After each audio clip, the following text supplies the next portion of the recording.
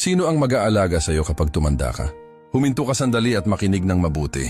Darating ang araw na sasabihin ng katawan mo, "Pagod na ako." At sa sandaling iyon, lahat ng bagay na binaliwala mo noon ay magsisimulang maningil. Akala mo ang mga anak mo ang mag-aalaga sa'yo. Pero balang araw, magkakaroon din sila ng sarili nilang buhay, problema at mga responsibilidad na pasan.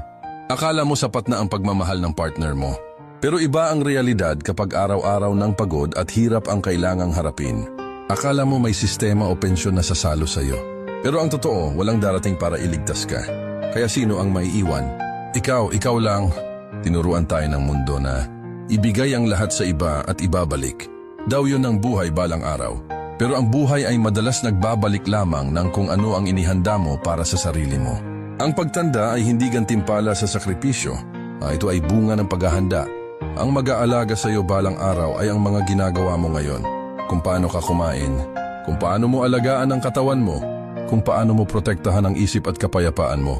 Bawat shortcut ay may kapalit na utang sa katawan. Bawat dahilan ay nagiging consequence paglipas ng panahon. Ang pagtanda ay hindi nagsisimula sa edad na 70. Nagsisimula ito sa araw na tumigil kang alagaan ang sarili mo. Kaya kumilos ka habang kaya mo pa. Kumain ka na parang nakasalalay dito ang buhay mo.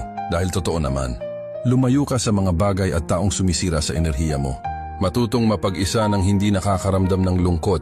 Dahil sa huli, ikaw lang ang taong hindi kailanman iiwan ang sarili mo. At ito ang pinakamahalagang bahagi. Ang unahin ang sarili mo ay hindi pagiging makasarili. Ito ay survival. Kapag ikaw ang bumagsak, walang ibang bubuhat sa iyo. Kaya habang may oras pa, bumuo ka ng lakas. Alagaan mo ang kalusugan mo. Gumawa ka ng buhay na kayang sumuporta sa iyo kapag unti-unti nang nawawala ang lahat. Ikaw muna, ngayon na.